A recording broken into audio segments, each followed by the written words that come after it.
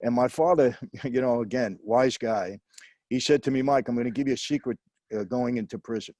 I said, what's that, Dad? He said, I'm going to give you 3 words that are going to help you navigate the whole prison time better than anybody else. What's that? He said, remember how to say please, thank you, and excuse me.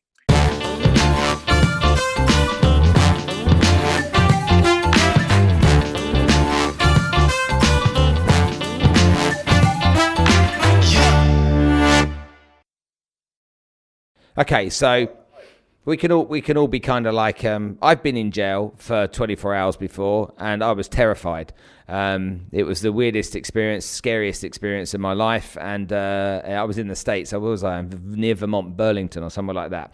Anyway, you go into jail for 10 years, you served 8, you go into jail for a long time. It's really, really serious. Your freedom's taken away.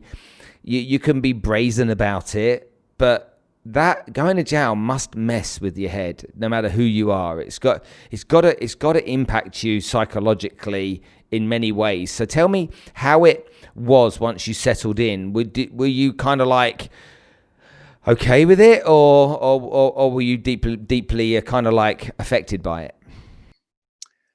Well, emotionally, I don't think it impacted me that significantly to where it changed me in any way. It did humble me. I mean, you have to be humble. You know what it is?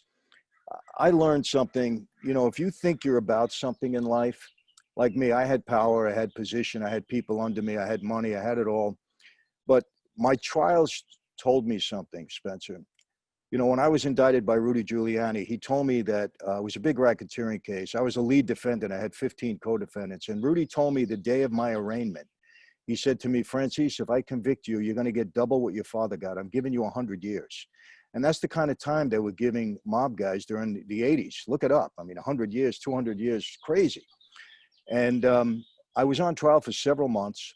Trial goes to the jury, and I'm looking at those jurors, and I'm saying, wow, who's a school teacher? Who's a maintenance guy? Who works for the sanitation department?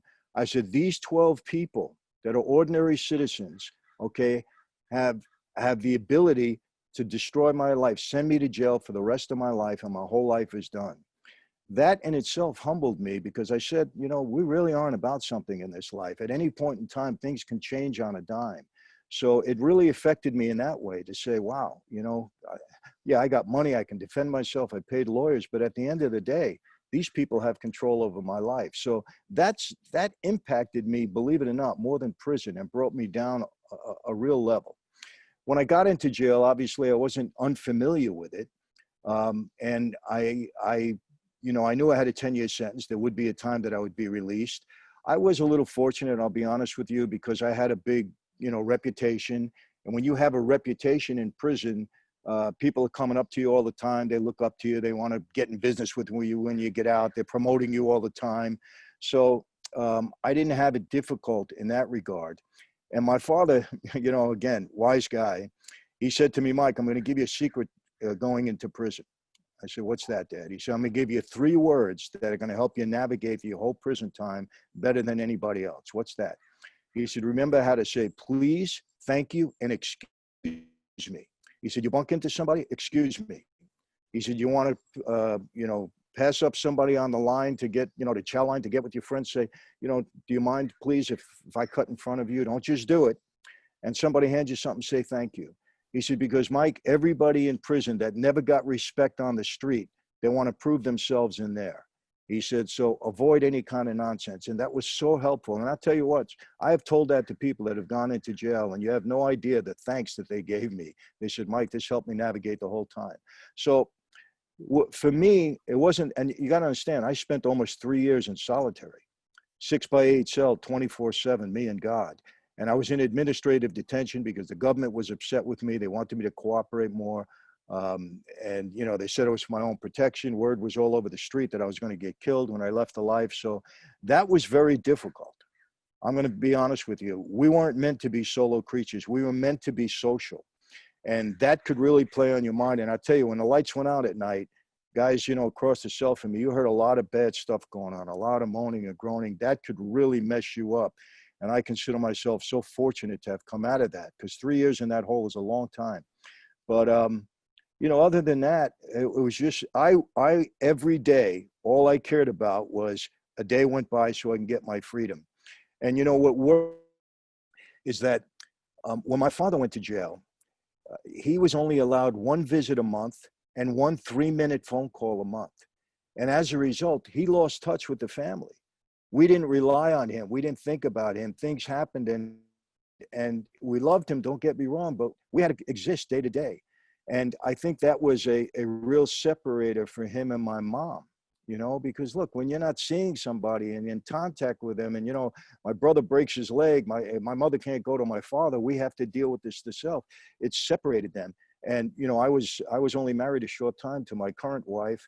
We're married 35 years now, but I went into prison 3 months after we got married, and I didn't want that to happen to us.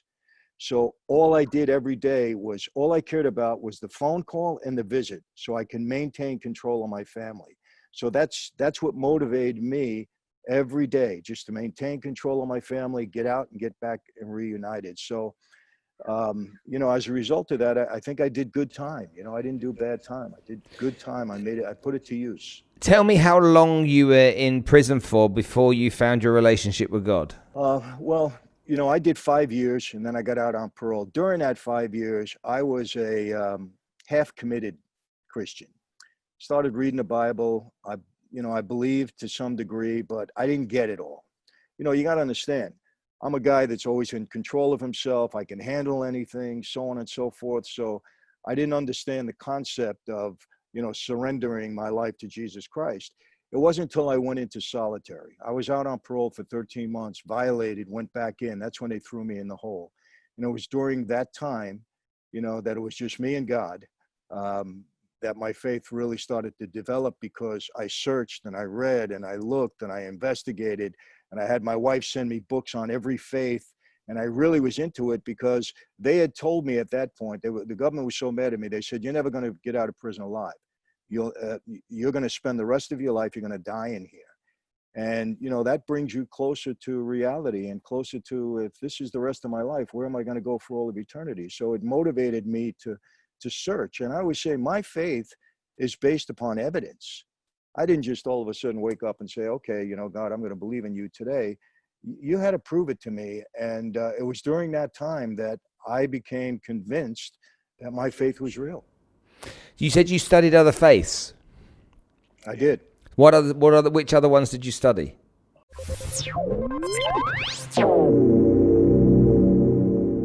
It just keeps getting better. I wonder sometimes how I'm going to bring even better people to you to enjoy on this podcast. What a guy, eh? Michael Franzese. I mean, honestly, what a guy. I'm going to get him back on the show again. I want to spend some more time with that guy. To listen to the full episode of this podcast, go to your favorite podcast app, SoundCloud, iTunes, Spotify, whatever it is that you do. Go listen to it, go enjoy it, and go and leave me your comments, because I'd appreciate them.